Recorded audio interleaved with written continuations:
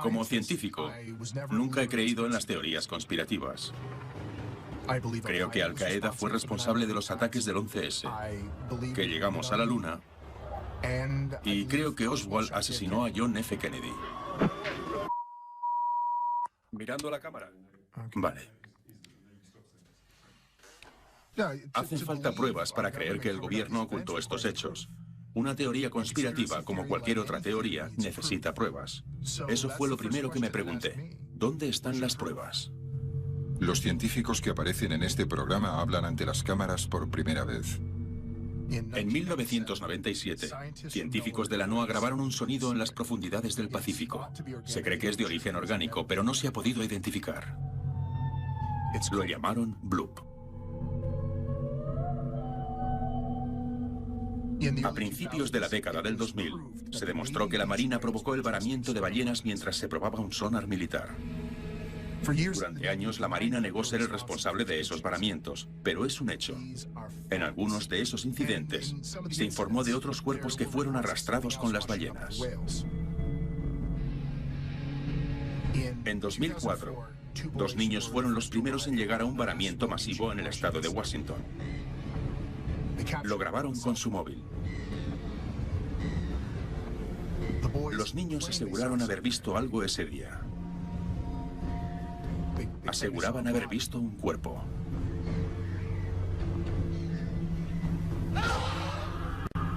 Las imágenes que están a punto de ver nunca habían sido emitidas por televisión.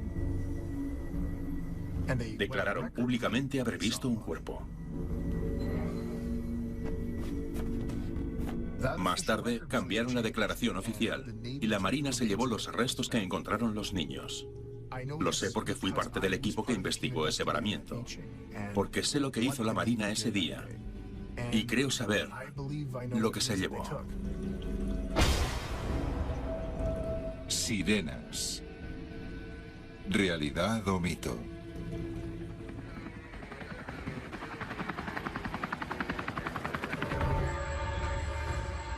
Playa de Muclips, estado de Washington, 4 de abril de 2004. Lugar del mayor varamiento de ballenas en la historia de los Estados Unidos. Un equipo de investigación de la NOAA, la Administración Nacional Oceánica y Atmosférica, con base en Seattle, llegó rápidamente al lugar para investigar la causa del varamiento masivo. El doctor Brian McCormick, respetado biólogo marino, dirigía la investigación. En el año 2000, McCormick publicó un estudio histórico que relacionaba los varamientos masivos de ballenas con las pruebas de sonares militares que realizaba la Marina. El estudio obligó a suspender el programa ese mismo año. El doctor McCormick y su equipo sospechaban que la Marina había empezado a utilizar nuevamente el sonar. Ahora 2 miembros de ese equipo han accedido a hablar por primera vez ante las cámaras acerca de lo que según ellos descubrió la Marina, pero nunca ha salido a la luz. Recuerdo que miré por encima de las dunas y aquello era increíble. Nunca había visto nada parecido. Me llamo Paul Robertson. Fui ayudante de investigación del Dr. McCormick. En aquel entonces, llevaba varios años trabajando en la NOAA. Cuando llegamos, se acercaba una tormenta y el viento soplaba tan fuerte que ahuyentó a toda la gente de la playa. Así que solo estábamos nuestro equipo y el de la Marina. Acordonaron una zona de la playa. Había personas con trajes de protección contra materiales peligrosos. Podían ser biólogos o personal sanitario, no estábamos seguros. Pero eso nos llamó la atención. Brian fue uno de los primeros científicos en encontrar una relación entre el varamiento masivo de las ballenas y el uso del sonar de la Marina. Era el más experimentado en esos casos, pero ni siquiera él había visto algo parecido. Soy Rebecca Davis. Trabajé como bióloga de campo en la NOAA, en el Departamento de Mamíferos Marinos, antes de unirme al equipo del Dr. McCormick en 1999.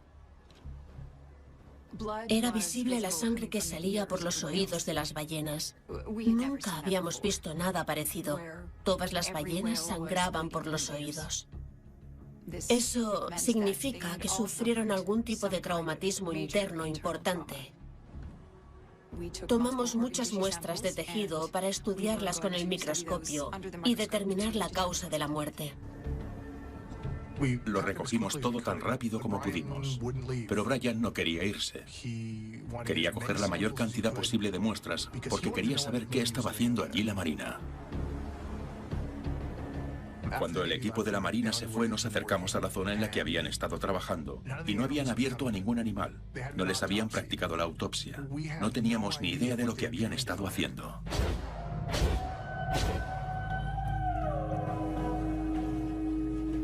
En varamientos anteriores en los que la Marina había estado implicada, el equipo de la NOAA encontró ballenas que habían muerto por asfixia. Se cree que el fuerte sonido del sonar militar ahuyenta a las ballenas hacia aguas poco profundas, donde encallan. Sin agua para soportar su gran peso, los órganos internos de las ballenas se colapsan y éstas se asfixian lentamente. El equipo de la NOAA esperaba encontrar en el análisis de los restos indicios del colapso de los órganos internos. Pero en vez de eso, encontraron otra cosa. Cuando revisamos las muestras, esperábamos ver indicios de traumatismos, porque eso indicaba el sangrado de los oídos. No estábamos preparados para lo que íbamos a ver. Los órganos internos no colapsaron. Lo que vimos era consecuencia de traumatismos contundentes. Había lesiones circulares en las muestras, evidencias claras de daños, y estaban en todas las muestras que recogimos. Brian propuso de inmediato una teoría: infrasonidos. Son ondas de sonido en frecuencias ultrabajas que pueden, teóricamente, ser usadas como armas con efectos potencialmente devastadores. Se lanzan contra tejidos vivos con una velocidad y una fuerza increíbles. El microscopio mostraba pruebas de heridas catastróficas por impacto. Heridas por impacto que creíamos estaban causadas por un nuevo sonar de la Marina. Una explosión de sonar que hizo más que ahuyentar a las ballenas hacia aguas poco profundas. Este sonar parecía matarlas. Brian sabía que necesitábamos algo más que esos tejidos para demostrar la teoría. La NOAA tenía dispositivos para grabar audio de la fauna y flora marina, hasta de la actividad sísmica. Una de esas balizas estaba muy cerca, así que sabíamos que era posible que hubiéramos grabado todo lo ocurrido. La explosión del sonar, la reacción de las ballenas, todo. Lo primero que encontramos fue el sonido de las ballenas, y era lo que esperábamos. Pero luego encontramos lo que creímos que era la preparación del sonar.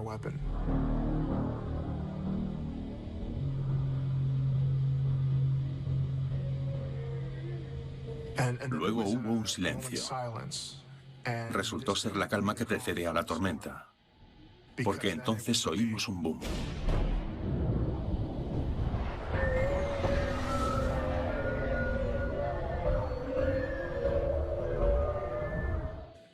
Era horrible escuchar eso.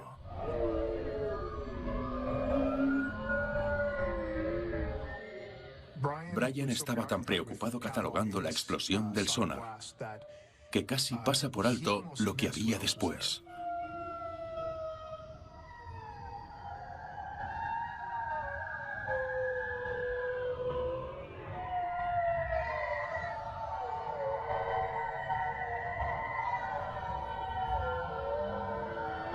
Había otro sonido en la grabación. Era el grito de un animal. Nos dimos cuenta de que era un bloop, la misma criatura que la NOAA grabó en 1997. Pero, en este caso, la grabación duraba más tiempo. Es el grito animal más complejo e intrincado que he oído. No teníamos ni idea de dónde provenía ese sonido. Lo único que sabíamos era que esa criatura que se había escuchado una sola vez en la historia de la humanidad había vuelto a aparecer.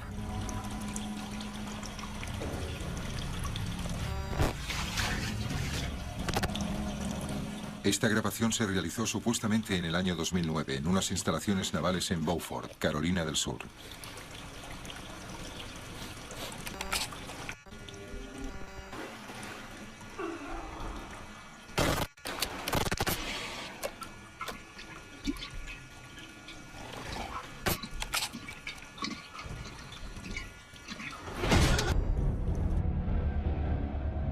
He visto la grabación que supuestamente se hizo en Beaufort. No sé si ese vídeo es auténtico o no. En realidad no me importa. La Marina mantiene un estricto control sobre toda su información clasificada, pero incluso ellos se han dado cuenta de que no importa lo que hagan para impedirlo, siempre habrá alguna fuga. Este hombre accedió a dar su testimonio para este programa con la condición de hacerlo anónimamente. Cuando hay una fuga, saben cómo controlarla. No me sorprende que el vídeo de Beaufort fuera considerado falso inmediatamente. La Marina dice que es falso, así que es falso. Siempre que hay una fuga de información, los militares utilizan sus influencias para hacer creer al público en general lo que ellos quieren que crean. Lo que sí puedo deciros es que he visto una criatura que está en poder de la Marina. La recogimos después de la primera prueba en el estado de Washington. Ese día estaba en la playa, pero no fuimos los primeros en llegar.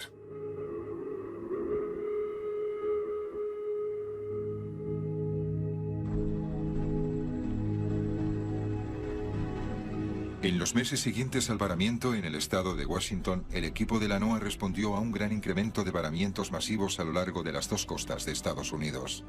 Se recibieron informes de masivos varamientos similares de todas partes del mundo.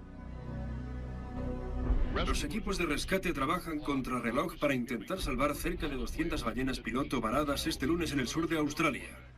También han encontrado 6 delfines mulares varados, algo que según los científicos es muy poco habitual.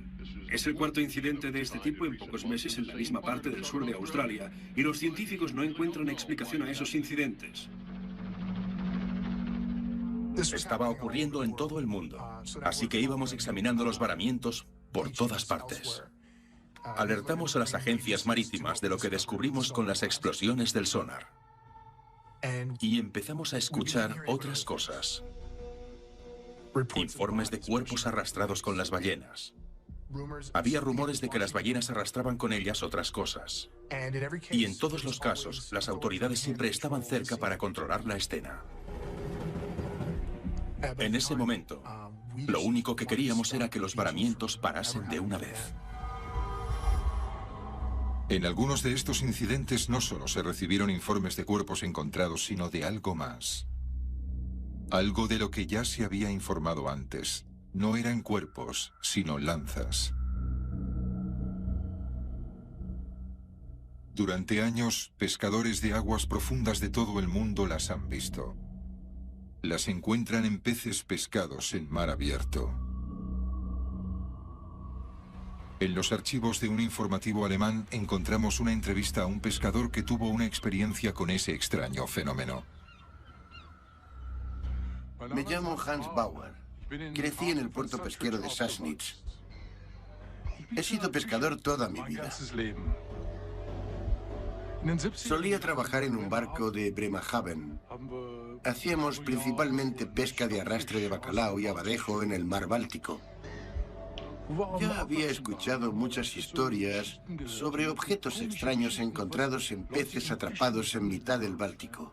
Pero en un arrastre que hicimos en las aguas profundas de la cuenca del Bornholm, lo vi con mis propios ojos.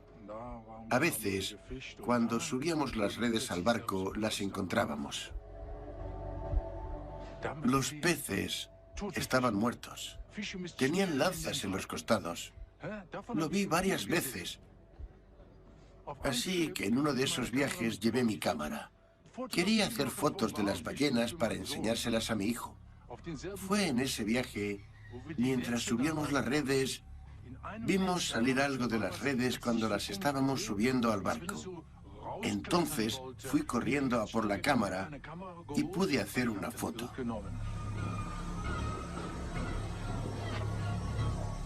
Creo que de aquí venían las lanzas. Creo que molestamos a ese bicho mientras pescaba. Solicitamos información al Departamento de Defensa y pedimos que limitaran las operaciones de la Marina, pero no conseguimos nada. La Marina aseguraba que únicamente estaba estudiando las anomalías y que no las estaba causando. Nosotros seguimos compilando los perfiles de esos sucesos y repasando lo único que teníamos, que era la grabación. Escuchamos y analizamos la grabación no sé cuántas veces y la comparamos con grabaciones de ballenas y delfines.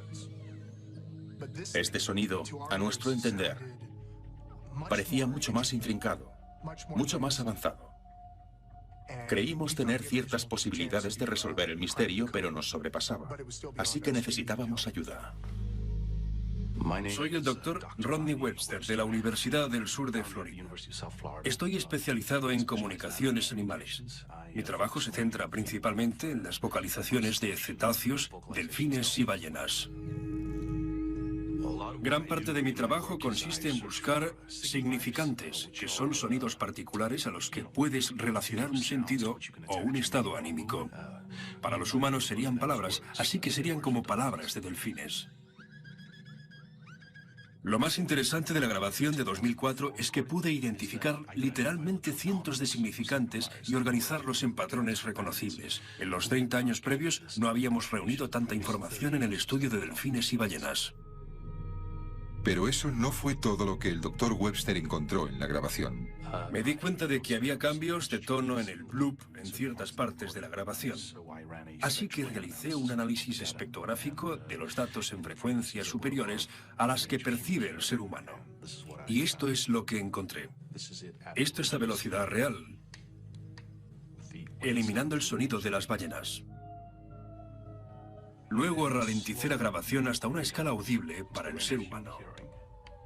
Así está a un tercio de la velocidad original.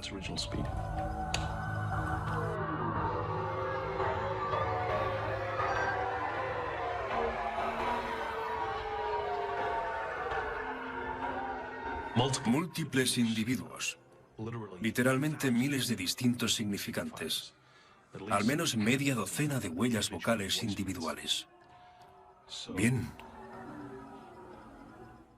Esto que oímos es un lenguaje. Están hablando entre ellos.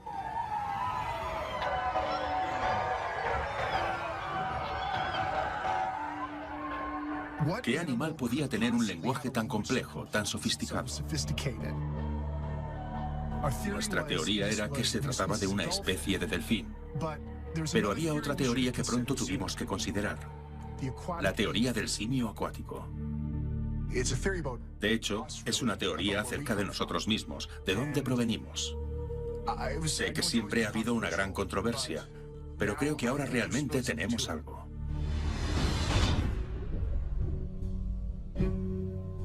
¿Por qué somos tan distintos de otros animales terrestres? Según esta teoría, es porque hubo un tiempo en que los primeros humanos pasaban la mayor parte de su vida en el mar, y el rasgo que nos hace tan distintos de otros animales terrestres es su legado de esa época. Podemos controlar la respiración como los mamíferos marinos y aguantarla más que cualquier otro animal terrestre. El récord de aguantar la respiración es de unos 20 minutos, casi el mismo tiempo que puede bucear un delfín. Comparada con los monos, nuestros parientes más cercanos, tenemos una columna vertebral mucho más flexible y tenemos membranas parciales entre los dedos que ellos no tienen. Son características de un entorno acuático. ¿Por qué las tenemos si no es para nadar? Los bebés humanos aguantan la respiración bajo el agua automáticamente, saben nadar instintivamente, mientras que un bebé de chimpancé o gorila se ahogaría. A diferencia de otros simios, nos despojamos del pelo. El pelo crea resistencia en el agua. Tenemos una gruesa capa de grasa aislante que nos mantiene calientes en el agua. Los únicos animales que nacen con una gruesa capa de grasa son los mamíferos marinos. Algunas personas están tan bien adaptadas a la vida submarina que siguen cazando en el fondo del mar y caminan a través del suelo oceánico. Los moquenes, un pueblo del sudeste asiático, pueden contraer las pupilas a voluntad para controlar la distorsión creada por el agua. De hecho, bajo el agua ven con la misma claridad que si llevaran gafas. En algunos lugares del mundo, los humanos son tan hábiles en el agua que pueden pescar sin anzuelo ni red. Son adaptaciones para la vida en el agua, pero carecemos de adaptaciones comunes a los animales terrestres. Derramamos lágrimas y sudor salino. La sal y el agua son recursos valiosos. Otros animales terrestres tienen formas eficientes de conservarlos. ¿Por qué nosotros no? Porque parte de nuestra evolución tuvo lugar en el mar. Bien, esto es solo una teoría, pero la transición de la tierra al mar ya ha sucedido antes, está documentado. Las orcas evolucionaron de un ancestro del lobo hace millones de años, y hay ejemplos más recientes. Hace 150 millones de años, una fracción de tiempo en términos evolutivos, un grupo de osos pardos se separó del resto de su linaje. Evolucionaron en una nueva especie. Se convirtieron en osos polares. Los osos polares son capaces de aguantar la respiración bajo el agua durante varios minutos. Han desarrollado membranas interdigitales en las patas delanteras para nadar mejor. Actualmente, ante nuestros propios ojos, están evolucionando en mamíferos marinos. Si esto está ocurriendo con los osos polares, ¿por qué no pudo pasar lo mismo con la estirpe humana en algún punto de nuestra evolución? ¿Podríamos descender de un grupo de simios que un día se convirtieron en mamíferos marinos? África, hace 7 millones de años.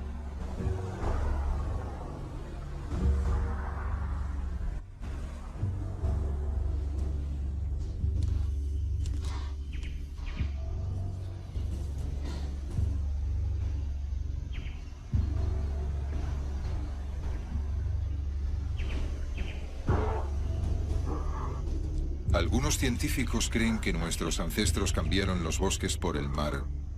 Pero, ¿qué los trajo aquí? ¿Qué les llevó hasta la orilla del mar?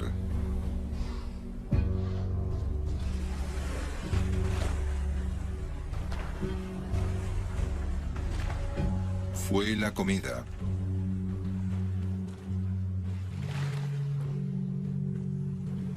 Incluso se cree que nuestra habilidad para caminar erguido se desarrolló por primera vez aquí, caminando entre las aguas poco profundas donde era fácil encontrar comida.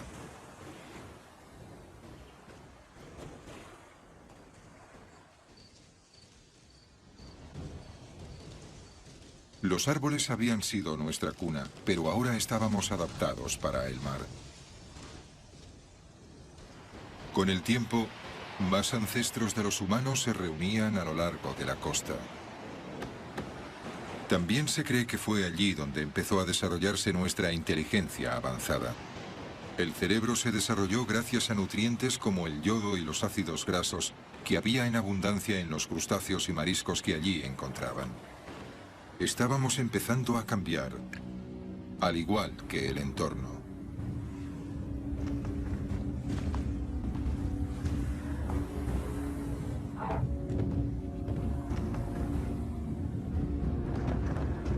Terremotos. Actividad volcánica a lo largo de la costa. La costa este africana pronto quedaría inundada por un aumento del nivel del mar. Algunos de nuestros ancestros se quedaron en tierra y conservaron algunas de las características de adaptación del período acuático de su evolución. Otros se fueron en distintas direcciones.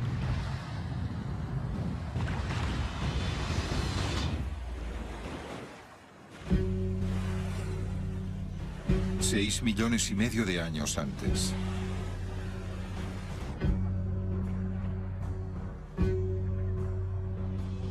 Si nuestros ancestros lejanos pasaron un tiempo viviendo en el mar, ¿es posible que un grupo se separara del resto?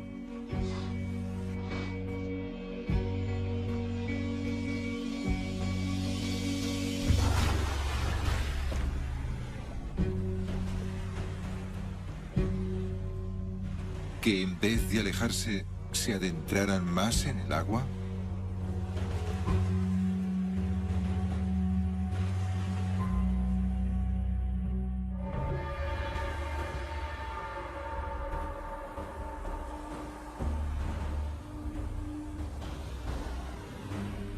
Detallamos todos los varamientos posteriores al de Washington para intentar establecer un patrón de participación de la Marina.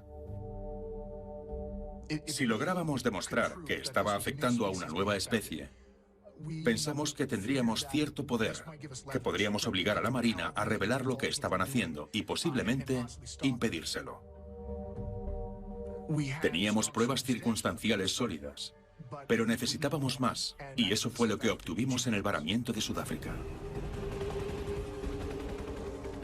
Lo que hace destacar ese varamiento es que nuestros colegas sudafricanos también lograron hacer una grabación.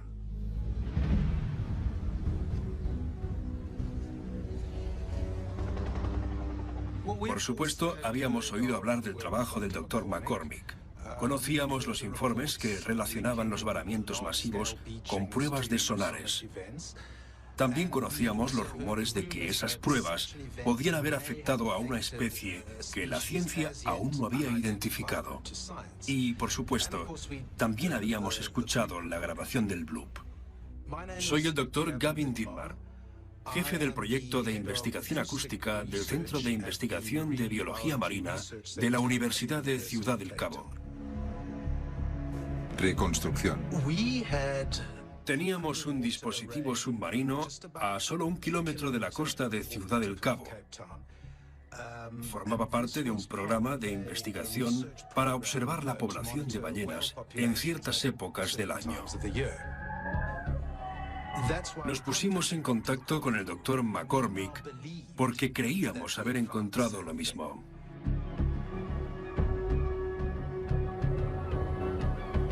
Cuando escuchamos su grabación, inmediatamente aceptamos su invitación para ir a investigarlo.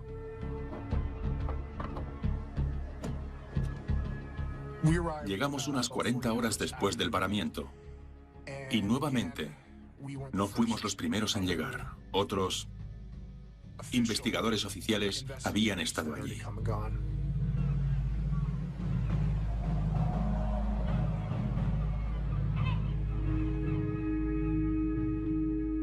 El varamiento de Sudáfrica fue el más grande desde el varamiento del estado de Washington y nuevamente encontramos los mismos patrones de traumatismos acústicos.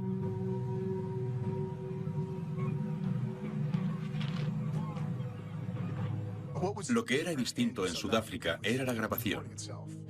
Tenían la grabación de un bloop, la misma extraña criatura que habíamos grabado, y de una explosión de sonar de baja frecuencia idéntica. Pero aquí, lo revelador fue lo que ocurrió antes de la explosión. Era el sonido de un bloop, parecido al que habíamos grabado. Estaba claro que era el mismo tipo de criatura, pero esta vez también se oía un delfín. No es ninguna sorpresa. Hay delfines en esas aguas y también hubo delfines varados. Pero se trataba de una comunicación. Una comunicación de ida y vuelta entre la criatura bloop y los delfines, lo cual nos hizo pensar que se podía tratar de un delfín, alguna especie nueva de delfín. A partir de ese momento, creímos que eso era lo que estábamos buscando.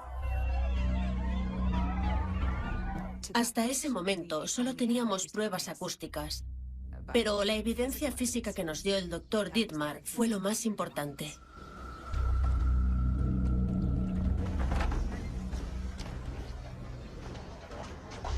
Es un tiburón blanco. No es el tiburón, sino lo que tiene dentro.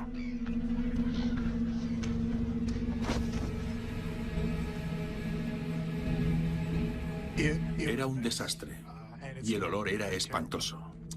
Había partes que parecían provenir de un delfín, otras partes parecían de foca, pero no encontramos ni una foca ni un delfín. También había otras partes de un cuerpo. No teníamos ni idea de lo que estábamos observando, pero de inmediato pensamos que nos había tocado el gordo. Era algo nuevo, una nueva especie.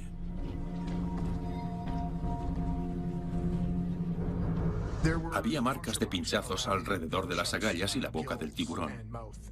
Al principio pensé que se trataba de lesiones ocasionadas con el arpón cuando estaba cerca del barco. Pero examiné una de esas lesiones y encontré en su interior un aguijón de raya venenosa. Podría haberlo dejado una raya venenosa mientras se defendía. Los tiburones comen rayas, el tiburón martillo y el tiburón tigre lo hacen, pero no el tiburón blanco. De modo que guardé el aguijón. Pensé que era algo que podía publicar en alguna revista. Me pareció interesante. Costa africana, hace 6 millones de años.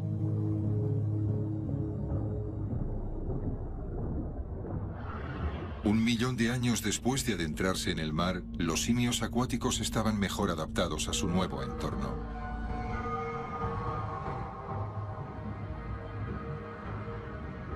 Perdieron la mayor parte del pelo y podían aguantar la respiración durante varios minutos. Seguían aprendiendo a cazar.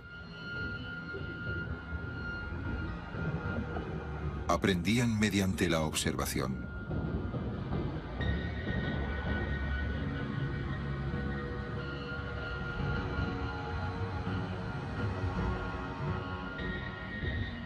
Sin previo aviso, los delfines se dispersan.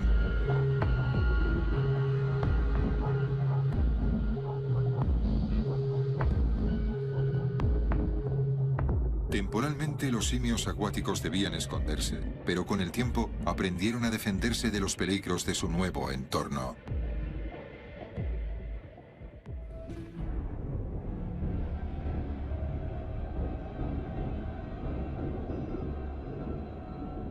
La primera vez que se puso a prueba el arma en la costa de Washington fue un desastre.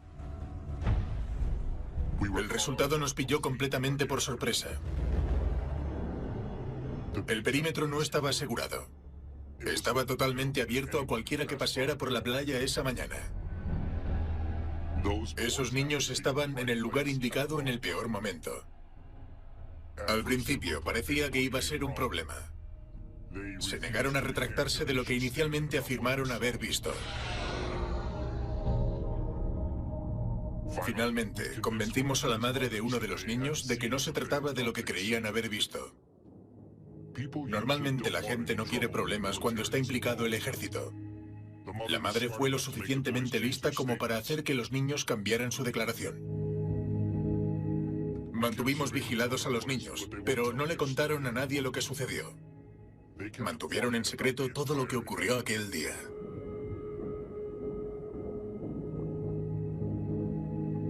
Después de la primera prueba, no volvimos a dejar sin protección otro varamiento. No íbamos a dejar que nadie más encontrara nada.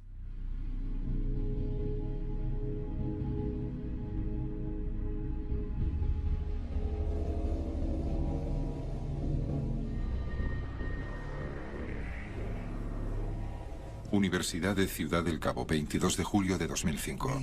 Llevamos el cuerpo al laboratorio y el estado de los restos era muy malo. Recuperamos un 30% del cuerpo, así que iba a ser difícil unir las partes. Lo primero que hicimos fue tomar muestras de ADN para intentar establecer su constitución genética. Empezamos examinando la caja torácica y parecía estar articulada. La caja torácica plegable es una característica de los mamíferos marinos que han evolucionado para bucear. La aleta de la cola estaba conservada y se parecía mucho a la de los manatíes. Nos preguntábamos si era posible que fuera eso, vestigios de una población o quizá de un pariente sin identificar del manatí. Hicimos radiografías y vimos huesos en la aleta de la cola. Los manatíes no los tienen, así que nos quedamos pensando, ¿qué narices es esto? El cráneo estaba seriamente dañado. Faltaba la mitad. Pero una pieza importante que sí teníamos era una parte del hueso frontal. El hueso tenía un agujero y no era a causa de las lesiones. Supimos que era un espiráculo. Hicimos moldes de resina de los fragmentos del cráneo y los enviamos a un experto forense. Luego examinamos la pelvis. Había vestigios de huesos de patas. Las focas tienen esos vestigios, pero el fémur era más corto y sabíamos que el de nuestro espécimen era más largo. De modo que el espécimen no era una foca ni un manatí. Y a pesar de hablar con los delfines, no era un delfín. Al menos no de acuerdo con lo que estábamos viendo. Así que, ¿qué otro animal sería lo suficientemente inteligente como para comunicarse con los delfines? ¿Qué más hay allí abajo? Costa de Madagascar, hace 4,5 millones de años.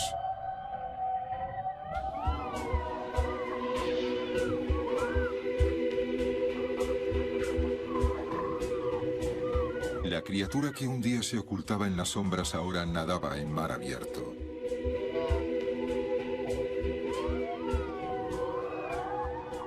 estaban solos. Tenían vínculos con otro ser inteligente. Era un lazo de amistad. A veces solo jugaban, pero en ocasiones cazaban juntos.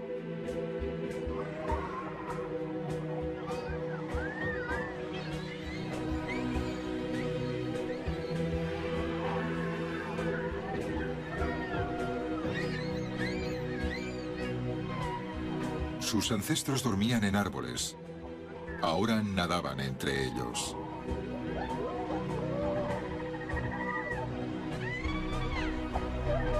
Pronto su transición estaría completa. Al igual que los delfines, estarían adaptados al mar.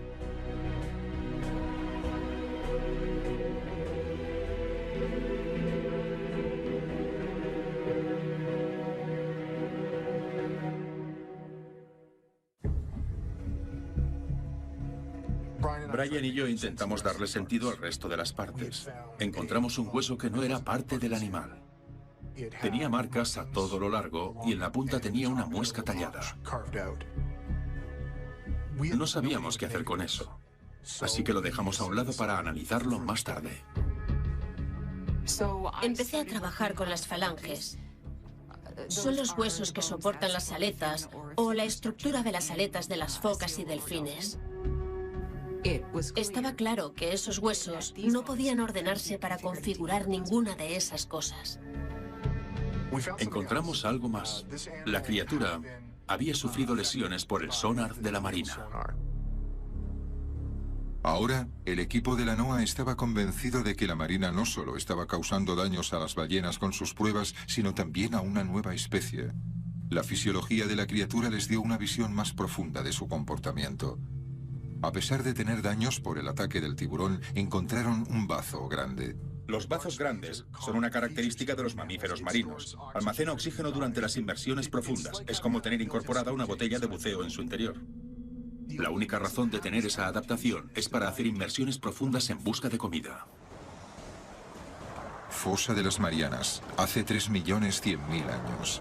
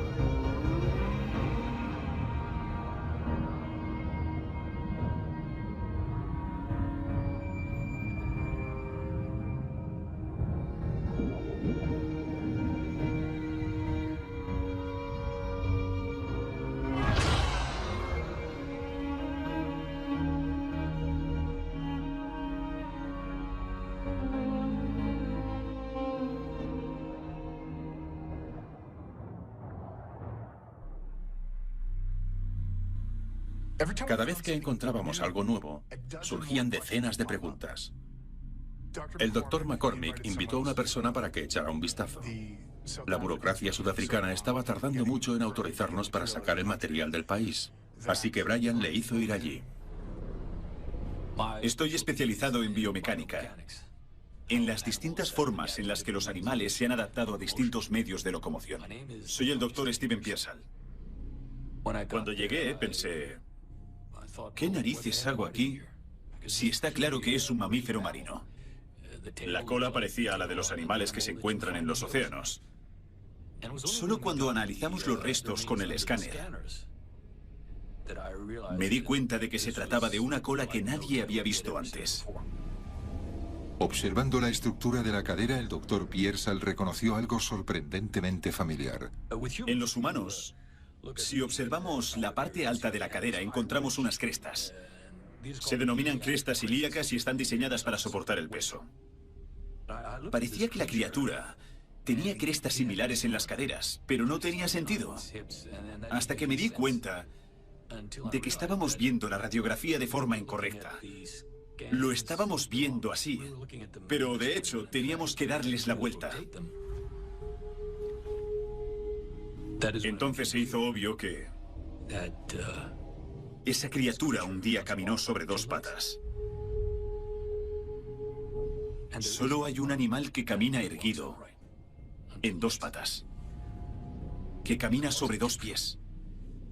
Si esa criatura caminó sobre dos patas, también tuvo... manos. Tuvo manos. Rebeca descubrió que esa criatura tuvo manos. El descubrimiento de que esa criatura un día caminó erguida sobre la tierra, igual que nosotros, porque era como nosotros, lo cambió todo. Ese hueso había sido manipulado, había sido tallado a mano. La punta donde estaba la muesca estaba diseñada para sujetar algo. Encontramos fibras de material vegetal que envolvían el hueso. Debía estar allí para sujetar algo. Entonces recordé la punta del aguijón. Encajaba perfectamente en la punta del hueso. Se trataba de una herramienta. Todos esos peces que encontraron con lanzas incrustadas, todas esas historias de pescadores que encuentran lanzas en mar abierto, se trataba de lo mismo. Es una criatura que fabrica herramientas.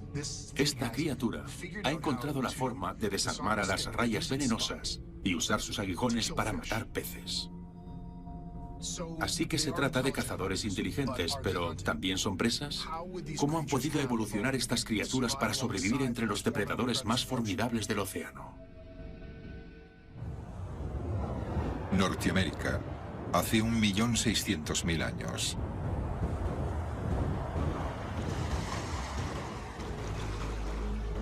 La Tierra, ahora cubierta de glaciares, debió parecer un lugar extraño y frío para ellos.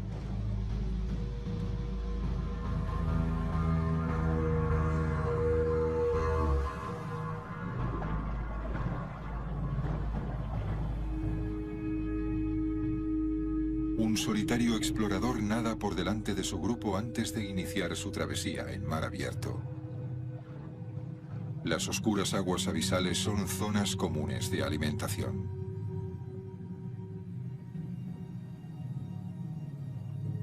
Allí se reúnen las ballenas.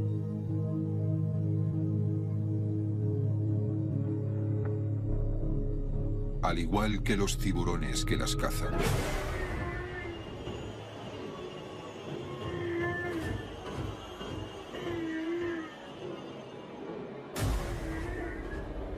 El megalodón, un tiburón tan grande como las ballenas. Un tiburón que come ballenas. Hace 1,5 millones de años las criaturas debían enfrentarse al monstruo más grande que ha reinado en los mares.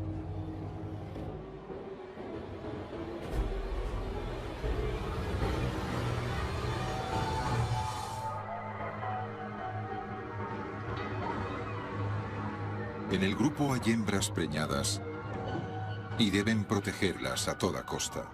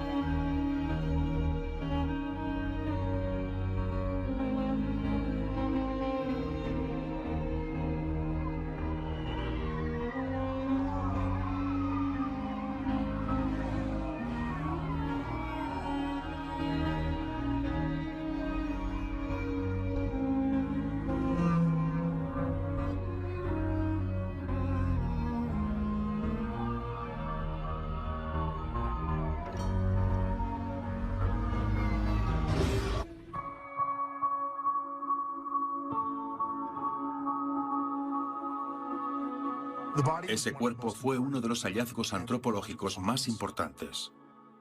Posiblemente sea uno de los descubrimientos científicos más importantes en la historia de la humanidad. Es un inteligente constructor de herramientas con manos habilidosas que evolucionó de un ancestro primate que caminó erguido sobre la tierra, igual que nosotros. Si esa criatura es parte del árbol genealógico humano, ¿cuánto tiene de humano? Provincia de Gauteng, Sudáfrica, 4 de agosto de 2005. Recuerdo que íbamos en el coche para ver el molde completo del cráneo. Pensaba que todo era perfecto. Nos dirigíamos a uno de los lugares donde encontraron a algunos de nuestros ancestros más antiguos. Y estábamos a punto de conocer a otro.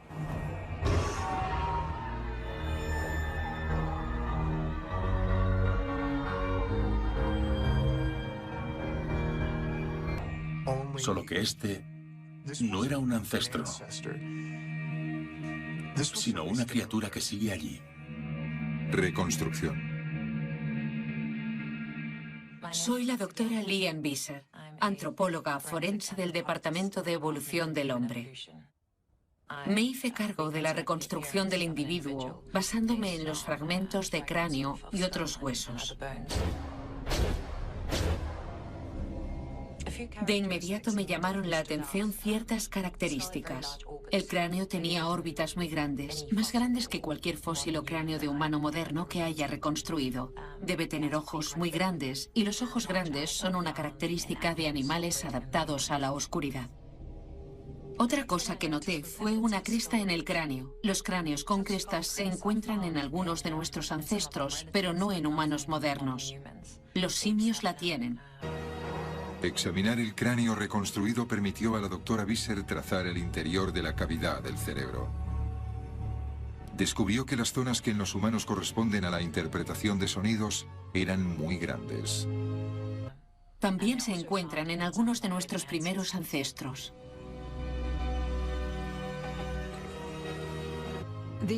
La abertura en la parte frontal del cráneo estaba conectada a una amplia serie de cavidades nasales. La forma y las características del cráneo revelaron lo complicada que es la capacidad acústica de esa criatura. La forma cóncava de la parte frontal del cráneo indica que cuentan con un melón, una masa especializada de tejido graso que permite a los delfines y a las ballenas la ecolocalización. No es un espiráculo. No lo usan para respirar, sino para canalizar el sonido. La reconstrucción del cráneo demostró que es posible que esa criatura sea capaz de usar la ecolocalización. Se trata de la criatura que hace ese sonido, el grito que no habíamos podido identificar.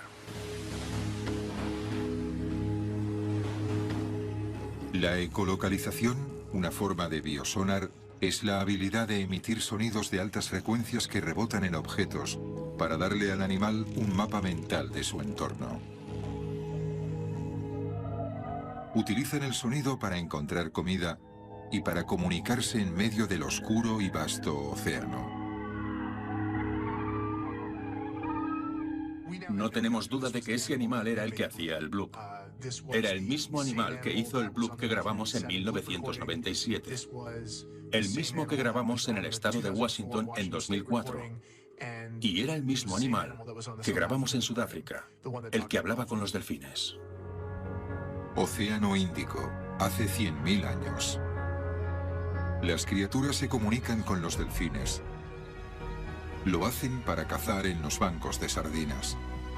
Casi todos los depredadores del océano convergen en una caravana de varios kilómetros de largo durante la migración marina. Pero solo 2 trabajan juntos.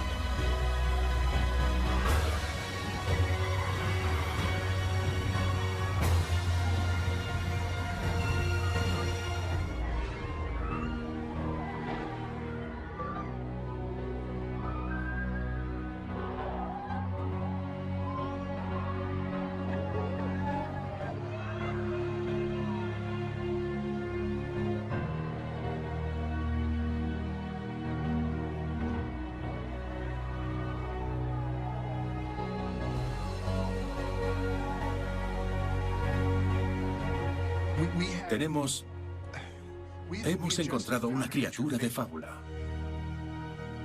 Eso es lo que examinamos. Habíamos esperado días para decir esto, probablemente semanas. Pero se supone que los científicos no debemos creer en cuentos de hadas. Y lo que estábamos examinando era una sirena. Si la grabación de Beaufort es auténtica, no es la misma criatura que cogimos en Washington.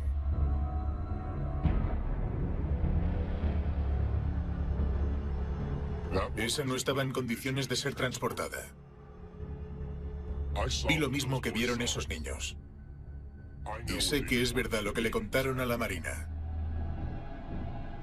¿Cómo creéis que reaccionaría la gente si supieran que estamos matando una especie desconocida, que es probablemente el único ancestro superviviente de los humanos? Mirad cómo siguen reaccionando con el varamiento de las ballenas. Si el público ve algún día a esa criatura, habrá una gran protesta.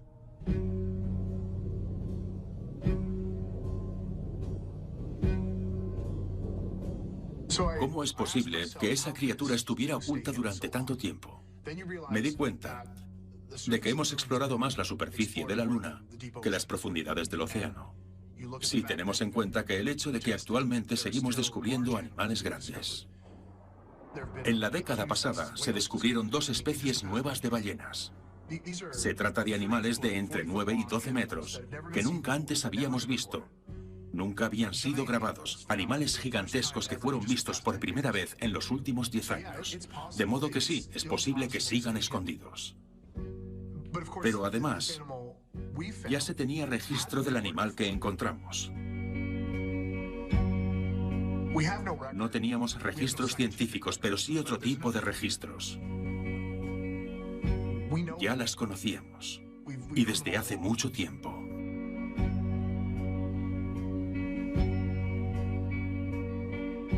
Los cuentos de los marineros de todo el mundo hablan de ellas. Los navegantes griegos las describían, lo mismo que los vikingos, igual que los chinos durante su gran época de exploración marítima. Existen registros medievales e incluso del siglo XIX donde los capitanes de barcos balleneros las vieron nadar con grupos de ballenas.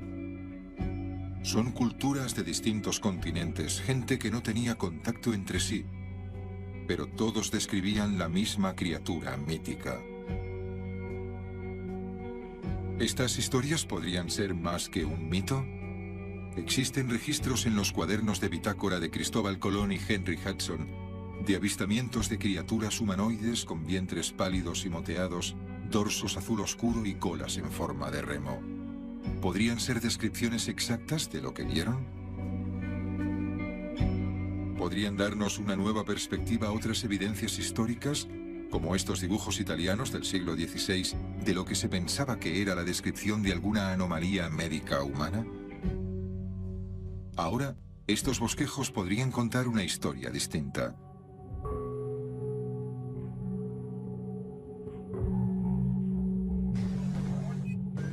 Incluso en la actualidad siguen apareciendo informes, como este vídeo grabado apresuradamente en 2005 en las costas del Adriático.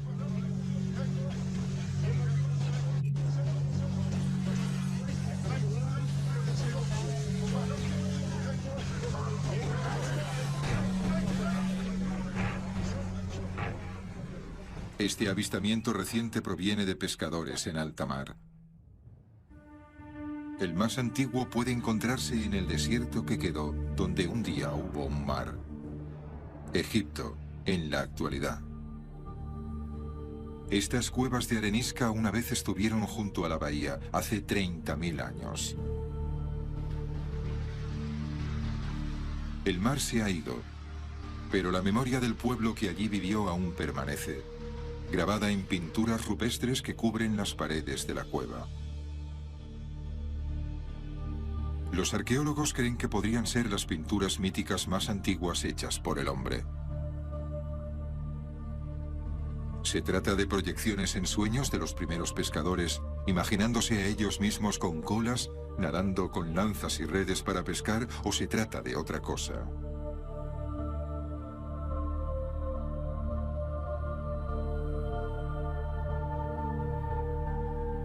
Los primeros humanos luchaban salvajemente por zonas de cultivo y de pesca. Utilizaban la fuerza contra tribus rivales y contra cualquier competidor que amenazara una fuente valiosa de comida. ¿Podría ser eso lo que representan estas pinturas? ¿Podrían estas pinturas ser un registro del conflicto del hombre con una criatura que ahora está relegada a los mitos? ¿Los empujamos a la extinción? ¿O los empujamos a esconderse?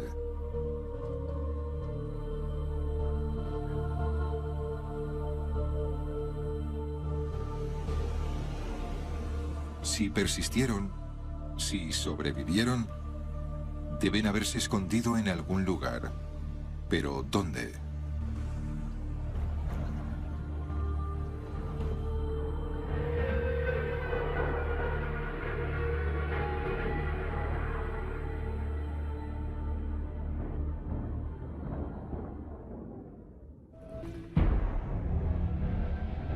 Sabíamos lo que tenían. Lo sabíamos incluso antes de que ellos lo supieran. Desde 2004 le hemos seguido la pista al equipo de McCormick. Les seguimos hasta Sudáfrica. Sabíamos que habían encontrado la misma criatura que nosotros nos llevamos de la playa. Tenían pruebas que podían suponer el cierre de la operación. Tenían pruebas físicas que podían habernos hecho parar. ¿Creéis que íbamos a permitir que lo hicieran? Estaban adelantando nuestra investigación. Por eso los dejamos continuar. Por un tiempo. En ese momento ya habíamos concluido en Sudáfrica y estábamos preparando las pruebas para volver a Estados Unidos, pero faltaban los permisos. Las autoridades sudafricanas nos estaban demorando los permisos para sacar las pruebas del país. Debimos saber lo que iba a pasar. Ahora es difícil recordarlo todo. Es difícil recordar lo emocionados que estábamos.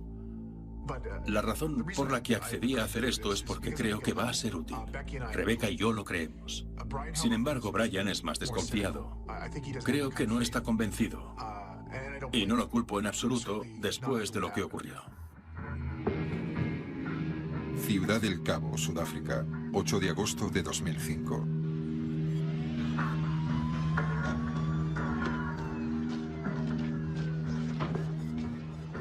¿Qué narices está pasando aquí? ¿De dónde habéis cogido eso?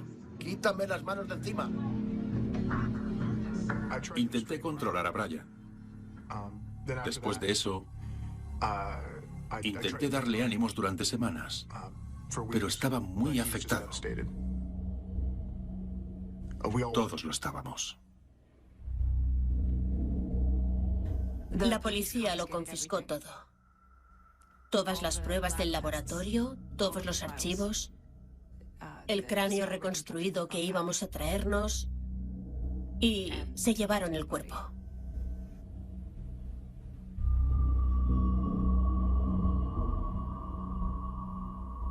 Ciertamente nunca había visto nada parecido. Y trabajo aquí desde hace 20 años. Esto no tiene precedentes. No fue una redada policial normal.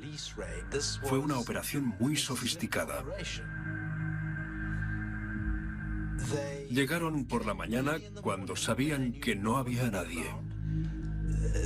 Tenían derechos sobre toda la información. Confiscación de un descubrimiento de importancia nacional. Nunca había escuchado nada parecido. Sabemos quién lo hizo. Todos sabemos que detrás de esto están las pruebas del sonar. Lo demostramos. Así que tenían que parar las pruebas. Debían hacer público que tenían un sonar militar. ¿Quién sabe qué otras cosas habrían tenido que reconocer? Lo único que tenemos, la única cosa que dejaron, que no confiscaron, fueron las grabaciones del Bloop. No podían llevárselas porque esas grabaciones ya las tenía mucha gente. Estábamos tan centrados en las cosas que nos había confiscado el gobierno que no nos dimos cuenta de que lo único que necesitábamos estaba en esas grabaciones. Solo necesitábamos las grabaciones.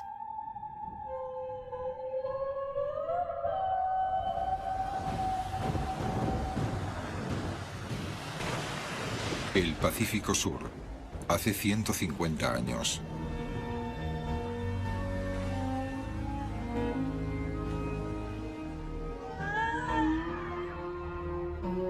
Una laguna costera de aguas poco profundas en el hemisferio sur, donde las criaturas se refugian en las aguas cálidas y seguras, y donde esta especie en peligro se aferra desesperadamente.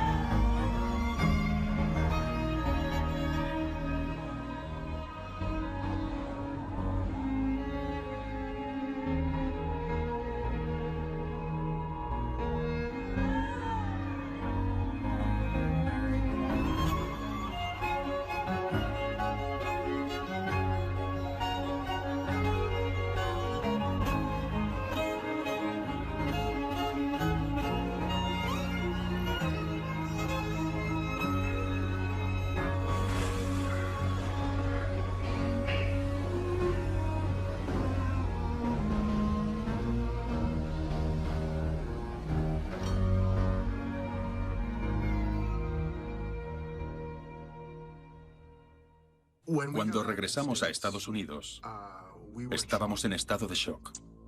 No pudimos quedarnos en Sudáfrica porque revocaron nuestros visados.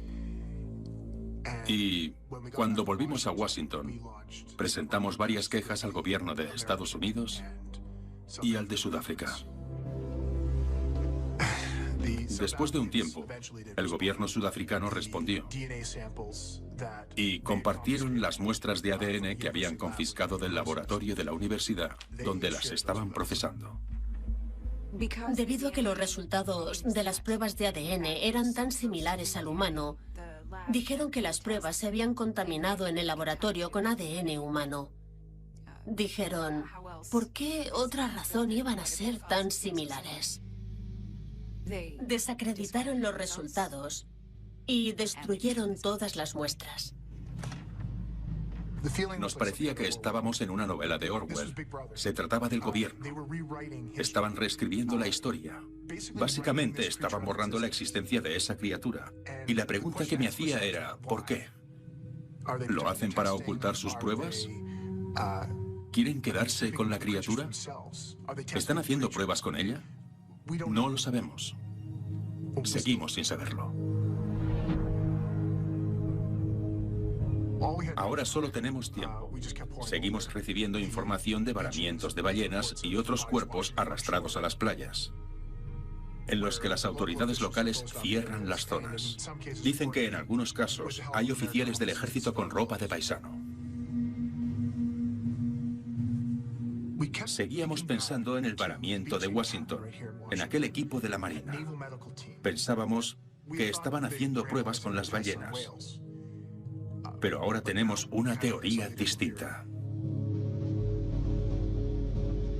Localizamos a los niños que informaron del varamiento. La Marina había pasado mucho tiempo con esos niños. Incluso iban a verlos a su casa. Convencieron a los niños de que aquello que habían visto era una foca. Una foca en descomposición, que por eso se veía tan rara. El chico hizo un dibujo de lo que vio. A ver, además de los científicos y de los oficiales del gobierno que confiscaron nuestro material, nadie conocía el aspecto del cráneo reconstruido. Pero el chico hizo un dibujo de lo que había visto. Y coincidía. El niño había visto la misma criatura. No fue todo lo que nos enseñó. La madre del chico estuvo de acuerdo en enseñarnos algo que no le habían mostrado a nadie. La Marina no pensó en revisar la cámara del móvil del niño. No es la primera vez que pillan a los militares con cámaras de móvil, pero en aquel entonces casi nadie las tenía. Dudo que el oficial que lo investigó lo revisara. El niño lo tenía. Lo tuvo todo ese tiempo.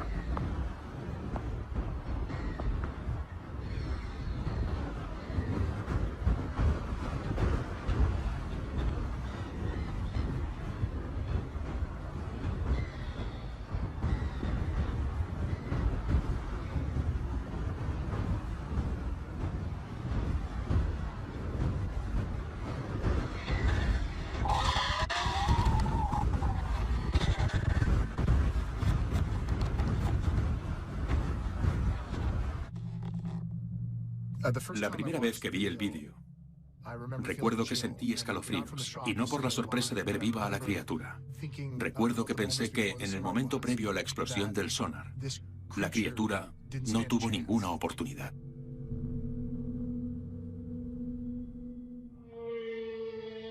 Costa de Washington, 4 de abril de 2004.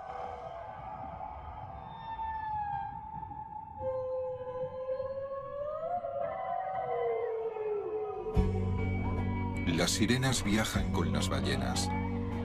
Migran desde las cálidas aguas del sur, donde, al igual que las ballenas, paren a sus crías. Ahora se dirigen a las zonas de alimentación del norte. Las ballenas les brindan protección contra las orcas y tiburones de mar abierto, y las hembras con crías pueden nadar sobre ellas para conservar energías mientras recorren la costa del Pacífico.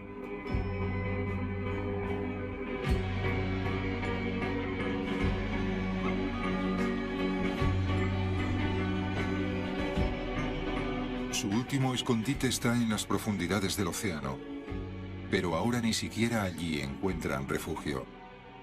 Y las ballenas no pueden protegerlas de las nuevas amenazas que se avecinan. Nadan a través de una extensión de agua al noroeste del Pacífico. Ese día también estaban allí los barcos de la Marina de Estados Unidos. Lo que ocurrió después fue lo que grabaron los equipos de audio de la NOAA.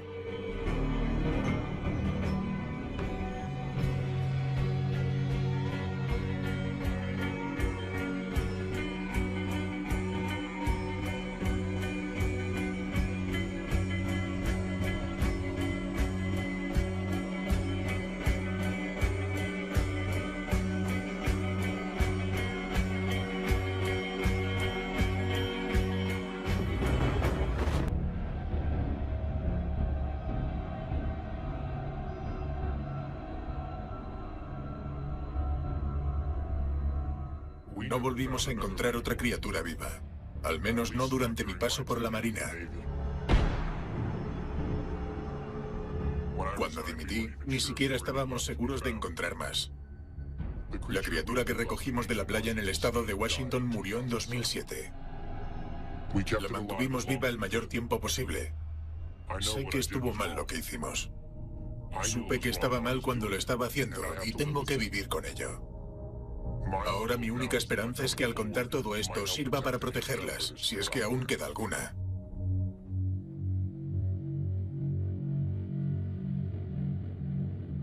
Sabíamos que eran arrastradas con las ballenas. Lo que descubrimos fue que los varamientos ocurrían a lo largo de las rutas migratorias. No solo se relacionan con las ballenas, también migran con ellas. Queríamos intentar establecer contacto.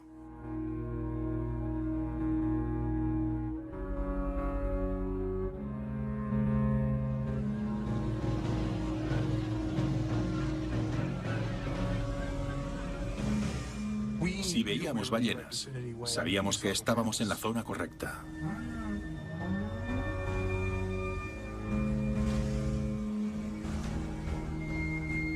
Empezamos a grabar y esperábamos para ver si había algo.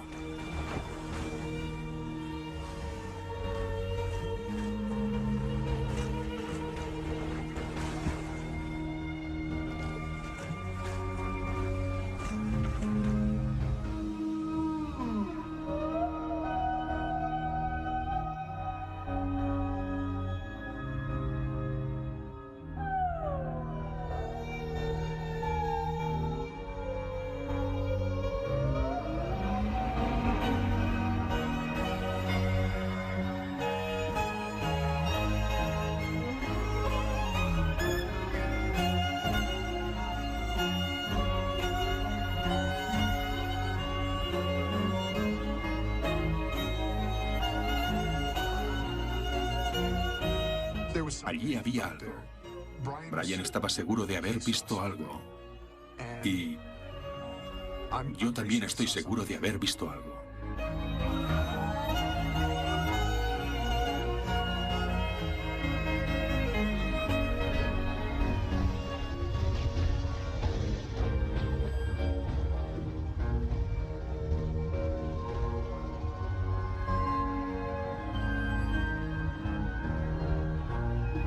Estaban observando lo que hacíamos. El gobierno nos vigilaba.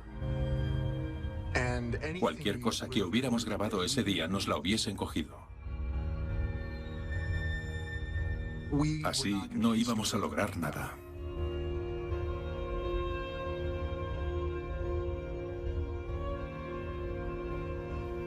Brian fue el primero en dejar la NOAA. Paul y yo dimitimos poco tiempo después. No he hablado con Brian desde que se fue. Supongo que piensa que la única forma de salvarlas es encontrándolas. Pero yo no estoy tan segura. Y creo que Paul tampoco lo está. Brian estaba hecho polvo y quería buscar a la criatura en los confines del mundo. Estoy seguro de que las encontrará. Sé que aún sigue buscándolas. Después de aquel día, no sé si yo puedo hacer algo. Ni siquiera estoy seguro de que deba intentarlo. Empecé a pensar en ellas como nuestros semejantes. La última vez que vivimos entre semejantes de la especie humana fue con los neandertales. Los desplazamos. Algunos científicos piensan que incluso los cazábamos, que acabamos rápidamente con su existencia. Esto es lo mismo. Lo que hicimos en la Tierra con nuestros congéneres, lo hacemos en el mar. No llevamos muy bien la coexistencia. A veces, otras responsabilidades suplantan a la ciencia. Mi único objetivo es que la Marina detenga las pruebas con su sonar. Que la justicia investigue sus actividades y que les ordene detener sus pruebas. Las sirenas han podido sobrevivir solo porque pueden esconderse. Y espero que sigan haciéndolo. Espero que sigan escondidas. No quiero que se las cace. ¿Por qué? No quieren que se las encuentre. Olvidad nuestras afirmaciones, olvidad las grabaciones que tenemos, olvidad las declaraciones juradas de otros científicos y olvidad nuestras referencias culturales a las sirenas. Hay otra cultura que las recuerda. La naturaleza no miente. Observad la naturaleza. Hay unos cuantos lugares en la Tierra donde los delfines salvajes cazan con los pescadores. Ayudan a los humanos a atrapar los peces. Esto ocurre en Brasil, en la costa oeste de África y en el sureste de Asia. Los pescadores se ubican en la orilla del mar, en aguas poco profundas, y los llaman. Llaman a los delfines. Son delfines salvajes del mar. Los delfines responden a la llamada conduciendo bancos enteros de peces hacia la orilla. Entonces los pescadores rodean con sus redes los bancos de peces junto con los delfines. Los delfines no se asustan, permanecen en calma. Saben que los pescadores dejarán que se vayan cuando suban las redes. Dejan salir a los delfines antes de llevar los peces a la orilla. Y los delfines se quedan en aguas poco profundas, esperando con ansiedad a que los pescadores les den su parte. Arrojan peces a los delfines para que coman. Básicamente dividen la pesca. Delfines y hombres compartiendo el botín. Comparten los peces que han pescado juntos. Dos animales de distintos entornos que cooperan. No hay nada parecido a eso en todo el mundo. Y nadie sabe cómo comenzó esta colaboración. Es uno de los grandes misterios del océano. ¿Cómo evolucionó esa colaboración entre humanos y delfines? ¿Cómo pudimos enseñar a los delfines a hacer esto? No lo hicimos. Nosotros no enseñamos a los delfines. Ellos nos enseñaron a nosotros y creo que lo aprendieron de alguien. No somos la única cultura que recuerda a las sirenas.